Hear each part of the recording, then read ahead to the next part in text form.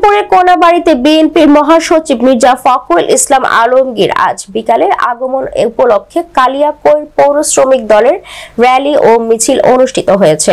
বাংলাদেশ সড়ক পরিবহন শ্রমিক ফেডারেশনের কেন্দ্রীয় ভারপ্রাপ্ত সাধারণ সম্পাদক ও বিএনপির কেন্দ্রীয় সহ শ্রম বিষয়ক সম্পাদক হুমায়ুন কবির খান এবং বিএনপির নির্বাহী সদস্য ও কালিয়াকৈর পৌরসভার সাবেক মেয়র মুজিবুর রহমান একে আজাদ আরমান খানের নেতৃত্বে পৌর শ্রমিক দলের নেতাকর্মীরা বিশাল মিছিল নিয়ে কোনাবাড়ী ডিগ্রি কলেজ মাঠে অংশগ্রহণ করেন।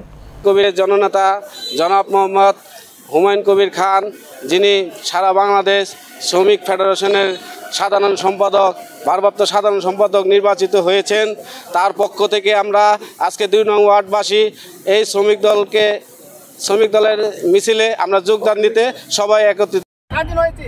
এই জন্য যারা এই লাখো আমাদের ছাত্ররা আজকে রক্ত দিয়েছে তাদের গভীর শ্রদ্ধা জ্ঞাপন করছি। আগামী দিনে এই শহীদদের রক্ত যেন বৃথা যেতে না যায় এই আমরা প্রত্যাশা ব্যক্ত করছি এবং আপনারা সাংবাদিক ভাইরা আসতে সবাইকে ধন্যবাদ জানাচ্ছি। এই আজকের এই ২৮ তারিখে আমাদের তারেক সাহেব আজকে ভারপ্রাপ্ত চেয়ারম্যান আমাদের তারেক সাহেব প্রধান হিসাবে বক্তব্য রাখবে এবং বিশেষ অতিথি বক্তব্য রাখবে ভারপ্রাপ্ত আমাদের বিএনপির মহাসচিব মির্জা ফখরুল ইসলাম আলমগীর।